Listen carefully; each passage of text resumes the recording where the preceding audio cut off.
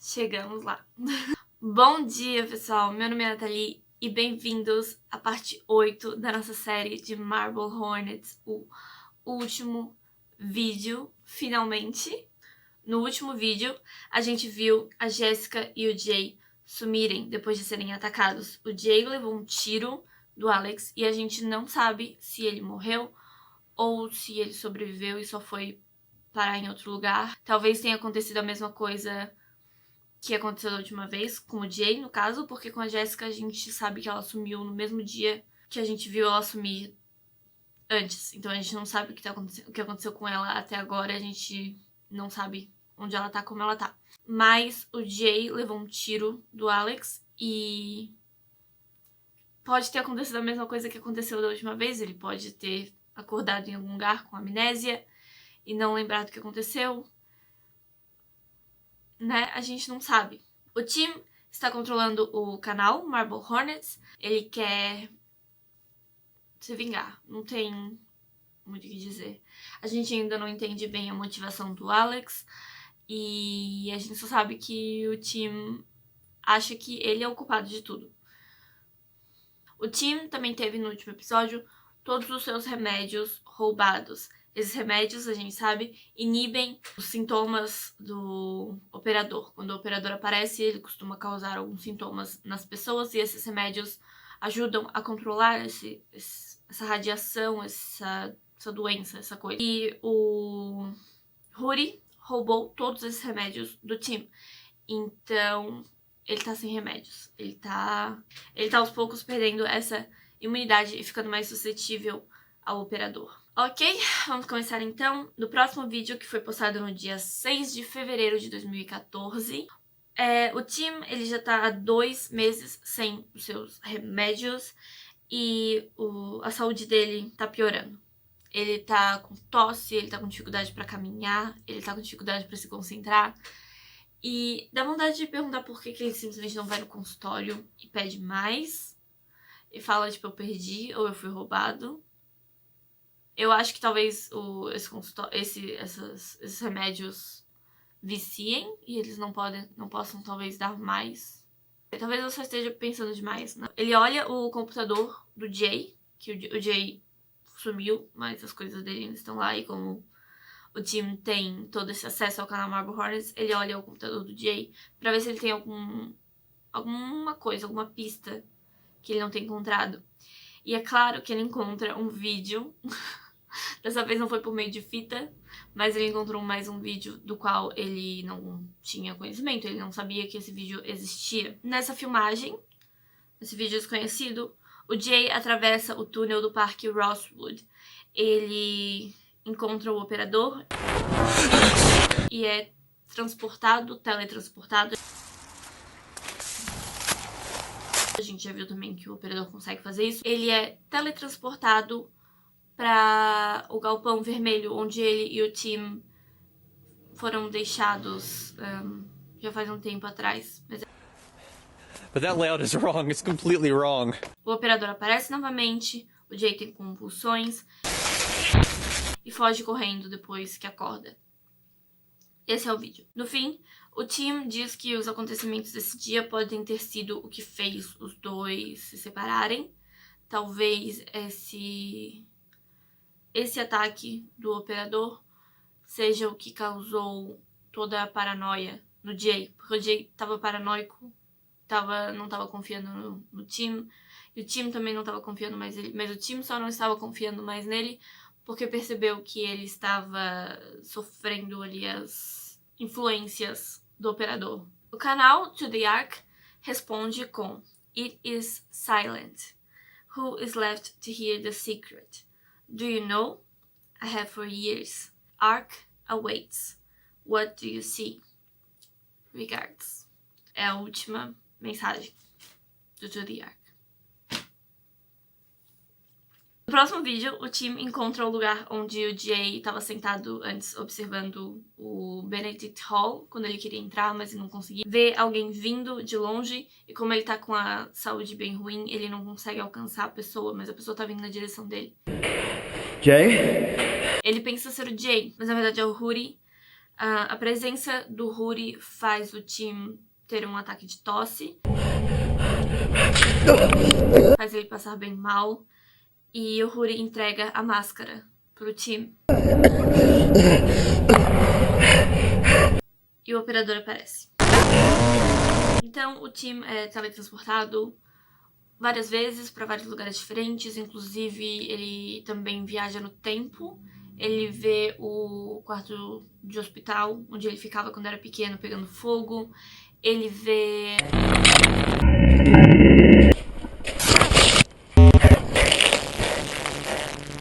luzes, ele vê água, ele vê várias coisas. Ele é transportado várias vezes, várias coisas acontecem, até parar na própria casa e ver uma mensagem. Essa mensagem depois, quando ele volta pra casa no fim desse dia, não está mais lá. Na verdade, quando ele volta no fim do dia, essa mensagem é outra que foi deixada pro Jay no vídeo anterior. Então, é como se ele realmente tivesse viajado no tempo. Aquela mensagem não estava pra ele ali no presente, estava no passado. E talvez ele não tivesse visto no passado. Então ele teve que viajar, o operador teve que fazer viajar pra ele ver essa mensagem no presente. Deu pra entender o que eu falei? Eu espero que sim, porque eu não vou conseguir repetir esse raciocínio. Ele vê o Rudy e o persegue, e eles são teletransportados juntos. Até que o Rudy cai do segundo andar do prédio.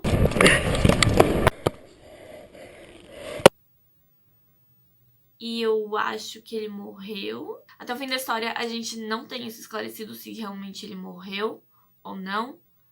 Mas como o operador aparece depois, e o operador normalmente tem aparecido quando as pessoas morrem ou estão prestes a morrer para recolher, talvez ele tenha morrido. Mas algumas das pessoas que o operador apareceu como se fosse para recolher depois de morta, não morreu. Então, é difícil dizer. Mas, aproveitando que ele tá inconsciente, que o Rudy tá inconsciente, o Tim desce as escadas. Nesse momento, eu achei que ele fosse sumir. Eu achei que ele, ia cair no chão lá, e aí o Tim ia ter que descer as escadas pra chegar até ele. E quando ele saísse pra encontrar o corpo talvez não estivesse mais lá. Mas estava lá, né? É o fim da história. A gente não pode mais esperar que o Rudy simplesmente suma o tempo todo. O Tim vasculha os bolsos dele e encontra seus comprimidos e uma fita. Ele encontra mais uma fita, olha só que divertido. Ele tenta tirar a máscara, mas o operador aparece e o espanta. E finalmente ele vai pra casa descansar. Se bem que o Tim nunca descansa, né, nessa história. No dia 1º de abril de 2014, nós vemos o que tinha na fita que o Tim roubou do Rudy. E essa fita é muito importante. Ela esclarece vários pontos da história de várias maneiras diferentes, assim. É um pouco de interpretação, você tem que prestar atenção no que acontece, mas é muito importante. E provavelmente o Rudy tinha essa fita no bolso porque ele talvez quisesse dar ao Tim. Essa fita é do Alex, de 2006. É provavelmente a primeira fita de todas, provavelmente a primeira gravação que o Alex fez, porque é das audições pro filme Marble Hornets. Marble Hornets era um filme que o Alex e todo o grupo de pessoas envolvidas nessa história estava trabalhando antes do Alex começar a ser perseguido pelo operador e perceber que não dava mais e que ele tinha que fugir. Então, essa fita é das audições pro filme Marble Hornets. Antes de tudo começar, ele colocou a fita para ver as pessoas que quisessem aparecer e fazer testes para os papéis desse filme. As únicas pessoas que apareceram foram o Brian e o Tim. Just in time. I was about to pack up, but we can still fit you in. O Tim não queria fazer o teste, ele só tava ali com um amigo. O Brian e o Tim eram amigos antes de tudo isso acontecer também. Brian tenta o papel, ele faz um testezinho ali. It's cold outside today. E depois o Tim também participa, porque ele tá ali, e aí o Alex fala, se você quiser tentar, a gente faz. Então ele tenta. There. Depois disso, o Alex vai pra casa e percebe defeitos na câmera dele. Ele percebe que tá tendo um pouco de chiado, alguns defeitos na câmera. E a gente vê que é quando tudo começa. É aí, esse é o primeiro momento que ele começa a perceber as influências do operador em volta dele. É por isso que essa fita é tão importante. Primeiro, o foco dela é o Brian. There a lot of other people today? É a roupa que o Brian está usando. O moletom que ele veste por baixo daquele casaco preto é o mesmo moletom que o Rudy veste. Brian. Toda vez que ele aparece. É o moletom do Rudy. E o Tim comenta isso no fim desse vídeo pra constatar, pra gente ter certeza. Brian é o Rudy. O Rudy é o Brian. O Brian era um grande amigo do Tim. E eu vou voltar pra esse ponto depois, eu só quero que vocês lembrem disso. Eles eram grandes amigos. E esse vídeo não só comprova que o Tim estava saudável, o Brian era amigo do Tim e também era amigo do Alex. E o Alex ainda não conhecia o Tim. Esse foi o primeira vez que o Alex conheceu o Tim. Esse vídeo mostra que o Alex só começou a sentir a influência do operador depois de conhecer o Tim. É importante lembrar que o Tim teve uma infância solitária e o Brian foi o seu primeiro amigo. E o Tim tinha essas alucinações e essa estranha doença com o operador desde muito novo. O Brian foi o primeiro amigo que ele conseguiu fazer, porque ele passava muito tempo no hospital, aquele hospital que agora, no caso, está abandonado. O Tim achava, no presente agora, o Tim em 2014 achou que o Alex tinha matado o Brian em 2006 no hospital abandonado, mas a gente também não pode esquecer que o Tim perdeu a memória várias vezes nesse meio tempo por causa do operador. Outra coisa que a gente também tem que lembrar é que a gente achava que o operador poderia controlar a mente do Tim e do Brian e do Rudy, no caso, e do Mask, no caso, mas não é assim. O Tim vai ao Parque Rosewood quando ele quer, porque é um lugar que ele vai desde pequeno, é um lugar onde ele se sente seguro.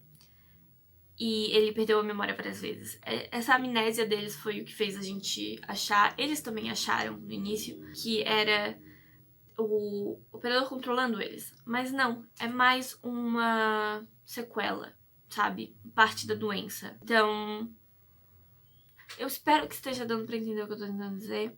Em maio, o Tim posta um novo vídeo.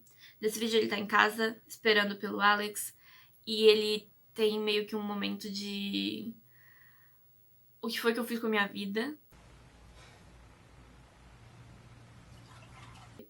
Ele fala várias coisas, ele se desculpa, ele diz que não tem coragem de comprar uma arma.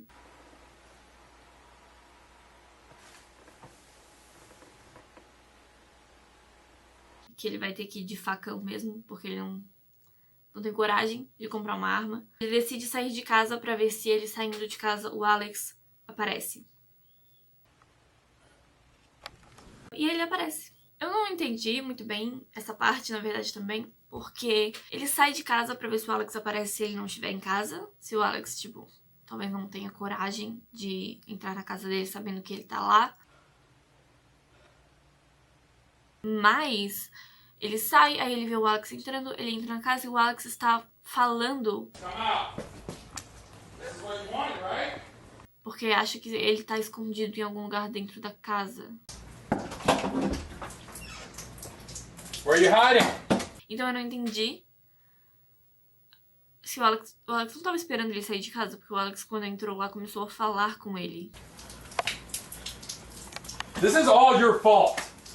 Alex começa a jogar gasolina no chão da casa do Tim e acusá-lo de ter começado aquilo tudo. Ele começa a dizer que a culpa é dele e que todos os envolvidos devem morrer e etc. Ele bota fogo na casa do Tim.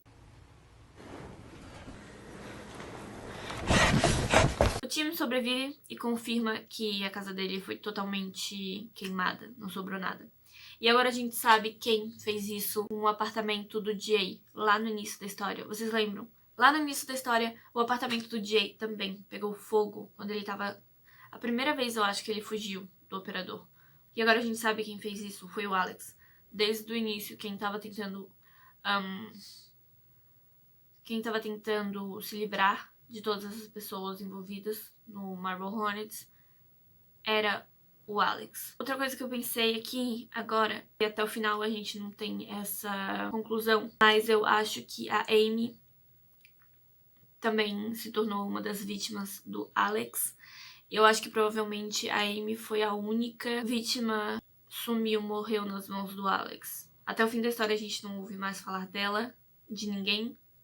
Então, eu acho que ela realmente foi a única vítima dele que ele teve sucesso em se livrar dessa pessoa. Em junho, o Tim vai até o campus abandonado procurar pelo Alex e ele leva uma faca.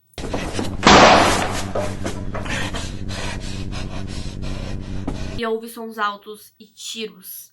Ele escorrega pelo chão, porque o chão tá podre. Ele literalmente quebra o chão. É um prédio abandonado, nisso que dá inventar de entrar em prédios abandonados. O prédio tá abandonado por um motivo. E ele cai no andar de baixo. Ele literalmente cai pelo chão. O Alex e o operador aparecem. O Alex tenta atirar no Tim, mas não acerta. E a munição dele acaba.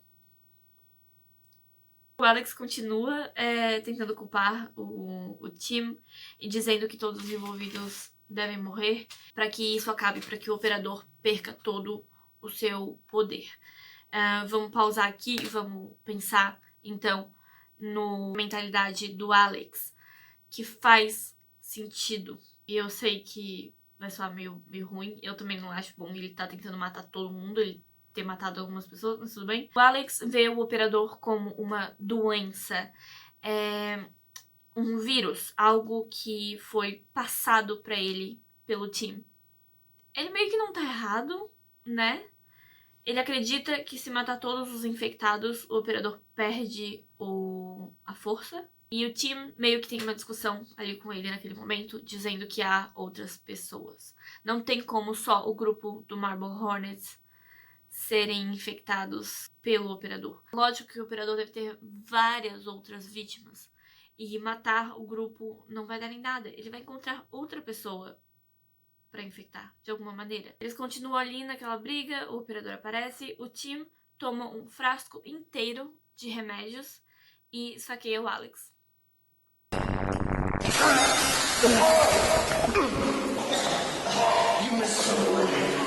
Eu não vou botar cenas, porque eles fizeram um sangue bem realista, então eu não vou botar essa cena. Mas eles esfaqueiam o Alex morre e continua falando que até o fim, enquanto todo mundo estiver vivo, o operador vai continuar em força total e etc. O Tim desmaia nas escadas do lugar. E é isso.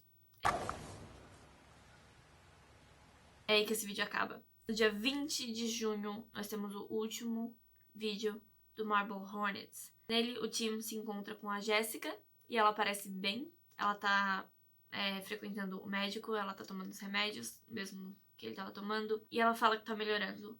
Ele também dá notícias do Jay, ele fala que o Jay se mudou, ou seja, o Jay está vivo, ele se mudou. O Tim mostra, no fim, que ele ainda sofre muito com a doença do operador e que tá tudo bem. Coloca no final, tá tudo bem. Ele tá indo embora, ele provavelmente vai ficar sozinho de novo, pra não ter que passar a doença pra outras pessoas. Acabou. É isso. Vamos aos esclarecimentos, então, né? Infelizmente, sim, a conclusão é de que o Tim foi quem atraiu o operador pro grupo. Ele tomava os seus remédios e não sentia os sintomas. Ele achava que estava melhorando, ele realmente estava melhorando porque ele tomava aquele mesmo remédio. Porém, ele ainda espalhava a doença. É estranho ver o operador dessa maneira, porque a gente vê ele como um vilão em vários momentos, mas sabe, ele só tá lá. Ele causa essas coisas, radiação, ele causa tosse, ele causa amnésia, e ele faz as pessoas viajarem pelo espaço e o tempo, mas ele não tem poder nenhum sobre a mente das pessoas. O Brian foi o primeiro que o Tim infectou, foi o primeiro amigo dele, a primeira pessoa com quem ele passava bastante tempo, de verdade. Porém, nenhum dos dois percebeu que esse problema vinha do Tim. O Alex, sim, percebeu que essas coisas começaram a acontecer depois que ele conheceu o Tim, e ele deu a impressão de que ele havia sido o primeiro assim, a se infectar e atrair o operador por causa dos vídeos. Os vídeos fizeram o Alex parecer que ele foi o primeiro, mas ele não foi o primeiro. Ele só foi o primeiro a notar que estava sendo perseguido pelo operador. Ele foi o primeiro a filmar o operador. Ele foi o primeiro a mostrar provas do operador. Então, fez parecer que ele havia sido a primeira vítima, mas não, o Tim foi a primeira pessoa do grupo a se infectar. Por isso, o Brian, que é o Rudy, e o Tim, que é o Mask, estavam contra ele desde o início. Eles estavam tentando proteger as pessoas do Alex e do operador, porque eles achavam que o Alex e o operador eram como um grupo, uma equipe. Quando, na verdade, o Alex também estava tentando fazer a mesma coisa, mais ou menos, da maneira dele. Ele não é muito certo das ideias, ele não estava fazendo as coisas direito, mas ele estava tentando, da maneira dele, impedir que mais pessoas fossem infectadas pelo operador. O Jay, porque o Jay percebeu isso, né, em 2009, e aí começou a postar esses vídeos mostrando a presença do operador. Brian e o Tim e a terceira pessoa, né, que são 3 pessoas, o 2D Arc, viram isso como uma oportunidade de finalmente conseguir se vingar do Alex, porque eles achavam que o Alex tinha começado isso tudo. Então eles começaram a se comunicar via 2D Arc. Eu, desde o início, falei errado, por isso eu comecei a me corrigir no vídeo passado. 2D Arc não é o operador falando com eles. 2D Arc é o grupo, os 3. O Rudy, o Mask e a terceira pessoa se comunicando com o Jay, se comunicando com o público e mostrando da maneira deles, né, como se livrar do Alex, porque o Alex era o problema pra eles. Quando o Tim perdeu a memória, o Brian começou a tentar usar o 2D Arc também pra se comunicar com ele, o que não funcionou muito bem porque ele também não entendia isso, ele não lembrava. Quando ele perdeu a memória, ele não lembrava mais do 2D Arc e de todo esse processo que eles tinham passado juntos, então ele não lembrava disso. Então ele passou a atrair também o Jay pro Tim, assim os dois trabalhariam juntos, e ele tentou, desde o começo, o Brian tentou proteger o Tim, até o momento em que ele descobriu do passado do Tim. Quando ele descobriu que o Tim tinha ficado no hospital e que o Tim provavelmente tinha sido o paciente zero, ele teve meio que uma epifania. Foi um momento ali que ele não sabia mais em quem confiar e passou a seguir o Tim com mais frequência e o Jay. Era tudo eles, desde o início, eram eles mesmo. O Rudy e o Mask não eram controlados pelo operador em momento algum, eram eles mesmos fazendo as coisas que eles achavam certas pra proteger aquelas pessoas. Eram apenas alter egos criados por eles, pra quando eles precisavam não ser reconhecidos durante ali as coisas que eles estavam fazendo. Como entrar na casa das pessoas e ficar observando elas por horas. Essa parte não faz muito sentido, eu acho que é só pelo terror mesmo, pelo medo. O operador não tem controle sobre ninguém, sobre a mente de ninguém, ele não manda mensagens, ele não faz nada disso. Ele só causa esses sintomas estranhos. São sintomas estranhos, mas ele é como uma doença. Realmente, acontecem quando ele tá lá e acontecem de uma maneira meio louca, de uma maneira meio descontrolada. Então talvez... A gente tem a impressão de que sim, a gente tem a impressão de que ele controla a mente das pessoas por causa da amnésia. As pessoas quando... Sabe, é estranho quando você não lembra de uma coisa que você fez. Eu nunca passei por isso, eu tenho uma memória muito boa. É uma conclusão que a gente chegou, mas que não estava correta. O Alex, então, é só uma vítima. Ele fazia o que achava certo pra conter o operador. E agora a gente só falta lembrar de uma coisinha. To the Ark era composta por 3 membros, né? A gente tem essa ideia desde o início, onde tem 3 pessoas. E em uma das mensagens que a gente viu no último vídeo, uma das mensagens ele fala: sou eu o terceiro? Sim, tem um terceiro membro, e o terceiro membro é alguém que conhecia todo mundo também. Alguém que também fazia parte da produção de Marble Hornets. Ele sabia de fitas que o Jay não conhecia, ele estava lá na gravação o tempo todo. Ele também sabia dos diferentes locais de filmagem e dos diferentes locais de onde coisas aconteciam ou podiam acontecer. Ele foi o primeiro do grupo a ser humilhado frequentemente pelo Alex, e também foi o primeiro que o Alex tentou matar no hospital abandonado. O Seth. O Seth, esse homem que aparece tipo 3 vezes na história. Bitch, where? I am disgusted. Ele é aquele que fica por trás das câmeras. Ele é aquele que fica por trás das câmeras o tempo todo. E essa é uma das dicas também que eles dão durante a história, que ele tá sempre escondido, ele tá sempre por trás. Ele raramente aparece na frente dos vídeos, ele raramente aparece realmente na frente da câmera. Porque é o que ele tá acostumado a fazer, ele é assim.